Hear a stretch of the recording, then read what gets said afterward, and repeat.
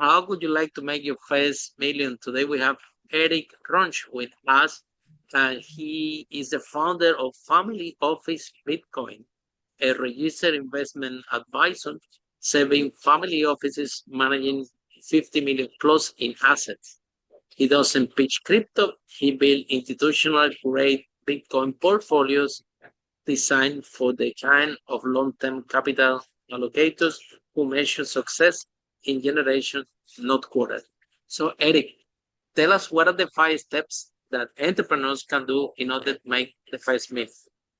Welcome to Unstoppable Podcast with Harry Sardinas, inspiring conversations with influential millionaires, investors, thought leaders, entrepreneurs who are making a massive difference with their innovative products and services, and sharing the challenges and wisdom of how they sold their first million. Thanks, Harry. Happy to be here. 5 steps. Fix the denominator before chasing the numerator. Identify the one choke point you can own. Build the trust infrastructure before the revenue infrastructure. Concentrate on a small number of high consequence relationships and hold the position long enough for the structure to do its work. And I need to say that in saying that, that's not a promise of future performance of Bitcoin or any other investment. So, Eric, tell us your story. Why you decide to become an entrepreneur? Oh gosh, I have 3 generations of entrepreneurs in my history. I actually started out as a school teacher. My degree is in music education, and that was in the early 2000s. And I taught in the public schools. I love music, always have been a drummer since I was little, but taught, and I found glass ceilings, both emotionally, physically. Like I just couldn't get above the plate. I was real blocked. And so it made sense for me to go into business. My grandpa ran a heavy equipment rental shop here in my small town of Madras, Oregon. When I was a little kid, I grew up in that business, learned how to deal with customers. My sister Becky and I were running that business when I was 16 and she was like 18, and my grandpa would go away and we just run the business all day. So then my stepdad also sold real estate. And so business just is in my blood and my bones. I love the idea of choke points, taking out the competition if you can, putting them out of business, anything. And it's a game. It's a very exciting, adrenaline-filled game for me. So then how you jump into the crypto portfolio for family offices? Well, shall I start about how I got into this business?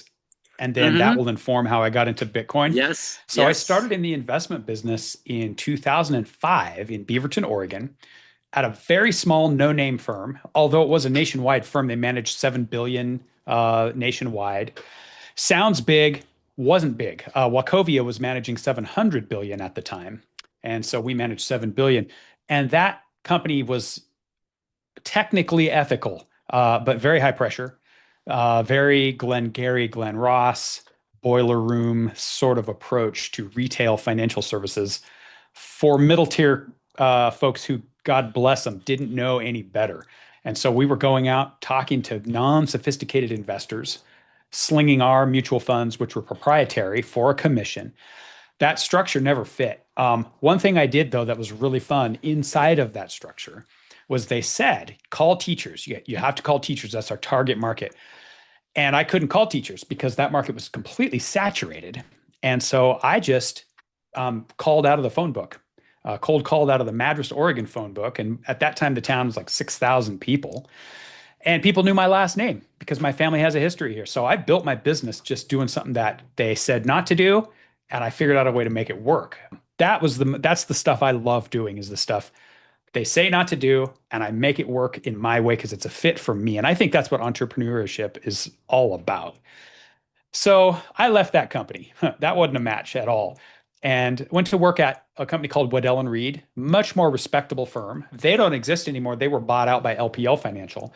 But that was about 8 years of my life. Good. I grew a lot, and I was studying economics at the time. And I couldn't merge economics with I'm selling fee-based mutual funds. But my study of economics was laying the foundation for me to get into Bitcoin later on. So I didn't like the constraints of Waddell & Reed. And so I left and became independent, established what was at the time Veritas Wealth Management, same firm as I live in today, but just a different name, and realized at some point that Bitcoin for me was the most satisfying solution to the going off the gold standard in 1971 and the problem of not sound money that we don't have anymore since Nixon took us off the gold standard in 1971.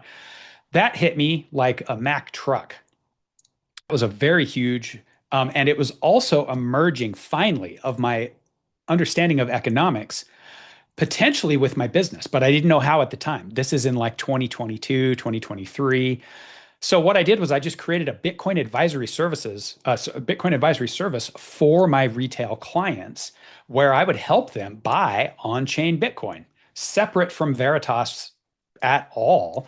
It was just a sort of a side hustle, and I'd charge a little fee. And sometimes I'd meet with my clients in person, and we would meet a Bitcoin seller in person and exchange cash for Bitcoin. Perfectly legal, felt like a drug deal, but it wasn't. And so I would help my clients. It was a lot of fun. Then the ETFs came out, and that changed everything. That was early 2024. And now you've got Bitcoin ETFs, which you can legally put your clients into under the registered investment advisor structure that I already operated. From there, I built my downside risk mitigated Bitcoin structures that help to cut the volatility. And then the final piece of the puzzle was I started moving into the family office space, realized very kind of quickly that I love the institutional side of investing rather than the retail side. There was a beautiful fit for me in terms of their mindset. Long-term generational mindset was already how I was thinking.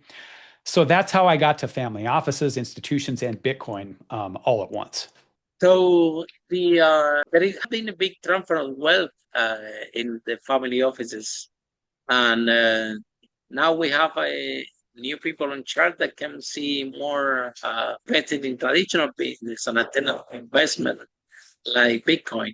So what do you think that is the main factor that family office have changed and have evolved from traditional investments, which are like real estate and other more traditional ways, than now looking at growth like this? So is the question, what is prompting the change, or sort of describe the Yes. change from Yes. traditional into things like Bitcoin? Yeah. Well, that's a really thoughtful question. I don't know if you took time to think it out, but it's thoughtful. Really, I'll tell you, we're at the forefront of, if this is a trend, we're at the very front end of it. We're at the very early adopter stage, even in the retail space. Really, when you see normal everyday people on the street, very few of them hold Bitcoin. Very few of them even know what it is. If you ask to pay in Bitcoin, half the time the person behind the counter will give you a funny look. Then they'll go, "What is Bitcoin?" Move that up the institutional ladder, clear to the top with family offices. It looks like, according to a BNY Mellon study, that Bitcoin interest, probably more just crypto broadly interest, in the family office space, at least in the BNY Mellon corner, is rapidly increasing. But if you take, let's just say 5% of the people are interested, a doubling is 10%. That doubling is meaningful, but still that's 10 out of 100%. So we're still very early in adoption. What's prompting it? Well, gosh, the world's a changing place. I think family offices are discovering that real estate is not real estate anymore. Real estate is AI combined with real estate, combined with solar. There are so many changing factors. Private equity, that's not the same thing as real estate, but like the 10-year lockup looks like it might be dying in the private equity space. That's making family offices be repelled. So the changing current investment options. And then I think it's a matter of second and third gen as well. Because like if you've got a founder who's just say 80 years old and he sold out for $500 million, he might not want to buy Bitcoin. That might be slightly before his era, before his time, but his grandchildren are probably talking about it. Because, after 2009, those kids were all born into a world in which Bitcoin is in existence, and they never had to transition mentally from no Bitcoin to Bitcoin. So I think the generational element and the changing nature of traditional or sort of material investments is at least the starting point for the conversation. Yeah.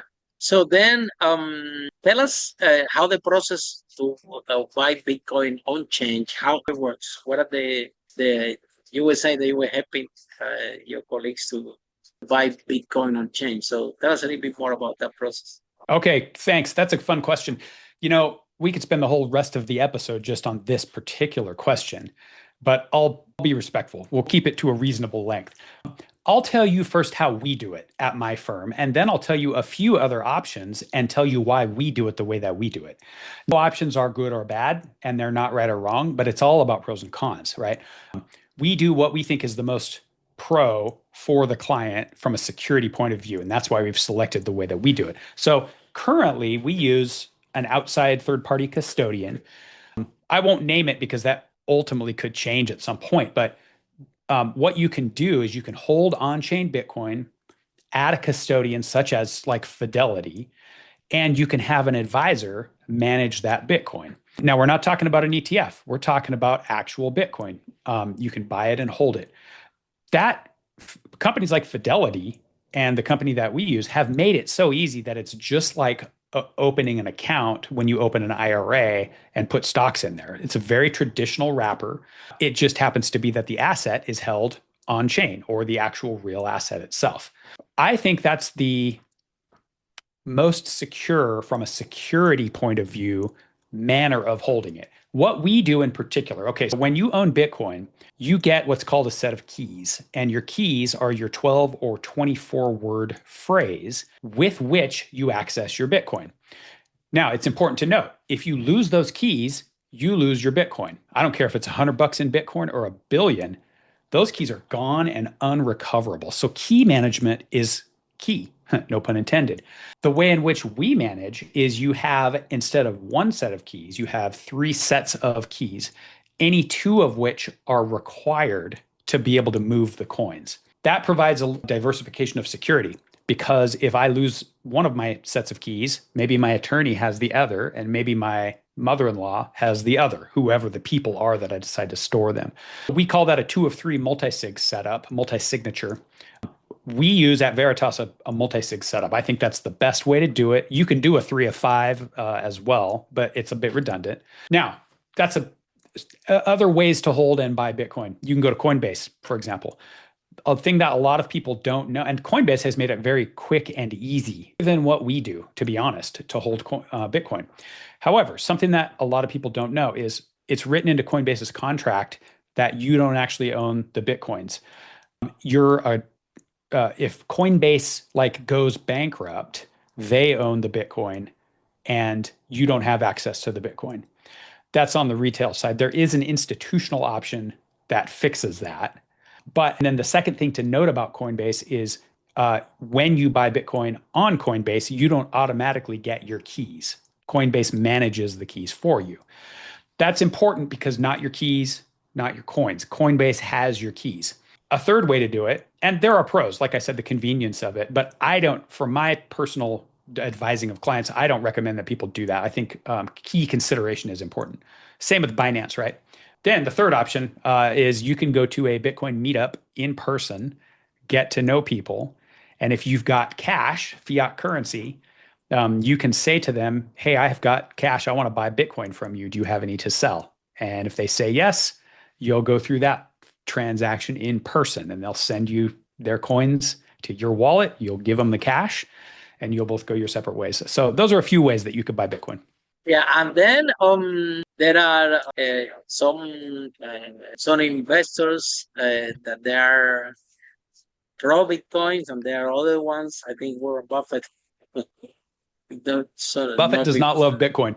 Not a big fan, yes. So we said, he's always saying that there's nothing there, and I can go to zero at any time.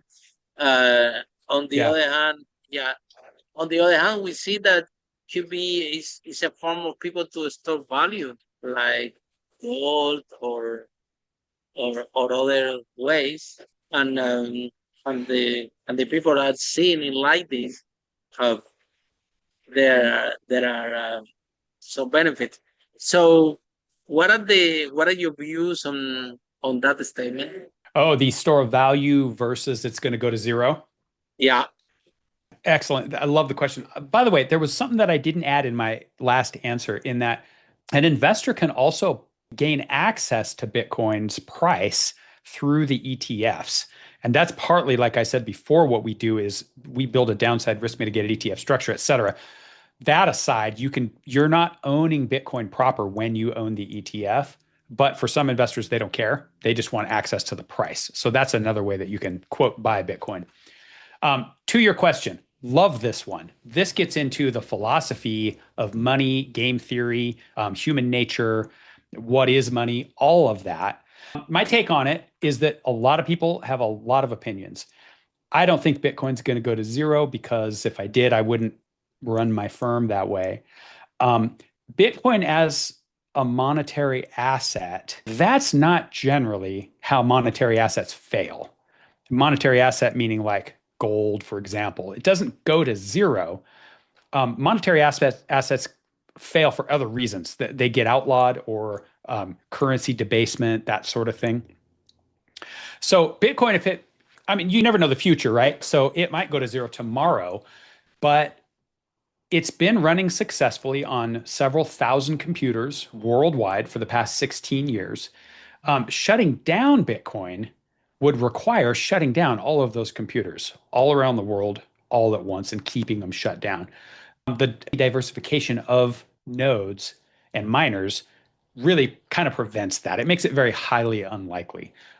Bitcoin as going to zero in terms of like all of the investors who currently own it decide it's worthless and they pull out seems less likely to me. Seems like if it would have happened, it was going to happen. Or if it's going to happen, it already would have happened. It appears to be gaining strength from at least a hash rate function point of view and an adoption point of view, as opposed to going the opposite direction. Like, for example, the amount of merchants that accept Bitcoin as payment is just consistently going up every single year. The opposite trend appears to be happening. So, what are the other questions regarding the cryptocurrencies out there, right? Because it seems like Bitcoin is like driving the trend. So if Bitcoin is up, the rest of the currency goes up. If it goes down, or the other goes down. So why is that correlation? Well, the correlation, that is a complex issue that I don't know I'm fully qualified to speak on. What I can say is I can speak more. Okay, so full disclosure, I abandon all other cryptocurrencies. My motto and saying is Bitcoin, not crypto, and I'd be happy to go into why about that. I'm more qualified to speak on the correlations between like Bitcoin and stocks or Bitcoin and the NASDAQ. And I think that has a lot to do with institutional adoption when you got money flowing into the ETFs. But that wasn't your question. What I can do is pivot slightly from your question and say, why Bitcoin, not crypto? Is that the road you want to go down? Or Yes.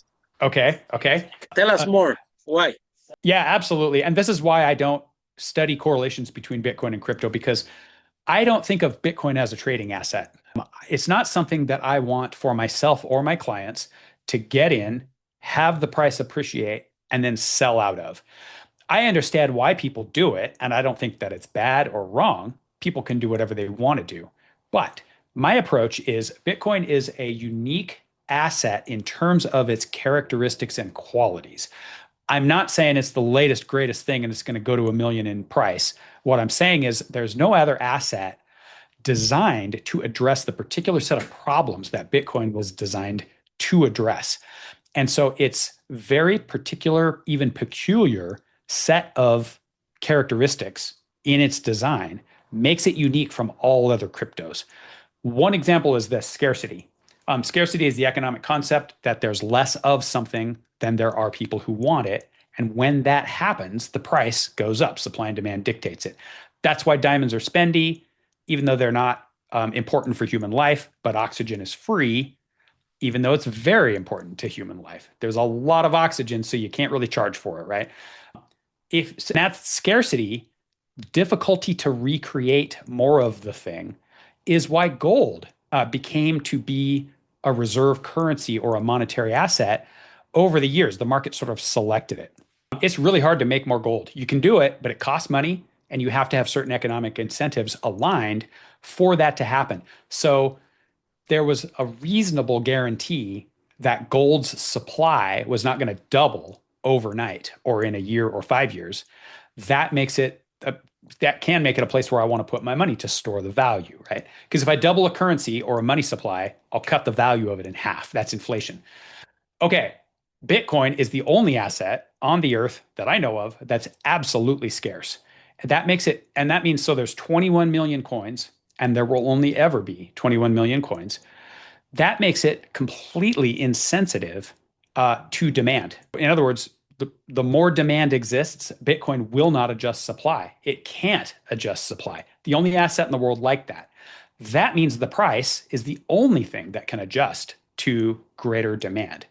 So that absolute as opposed to relative scarcity puts Bitcoin in a new qualification of asset. And it's designed to address a flailing fiat monetary debasement system. That and no other cryptocurrencies were built to even attempt to address that problem. So like Ethereum was built for something else, Solana built for something else. Those might be good use cases for them, but that's not what Bitcoin is about, and that's what I care about. So if someone is in love with this conversation, how people can find you, how this process works? Yeah, you can email me at eric@veritaswealth.net. I also have a book that's called Bitcoin in the Family Office, an intelligent introduction for the ultra affluent. So you can find that on Amazon. My website is familyofficebitcoin.com. You can book an appointment with me on that website. Oh, Eric, thank you so much for the broadcast. I really appreciate it.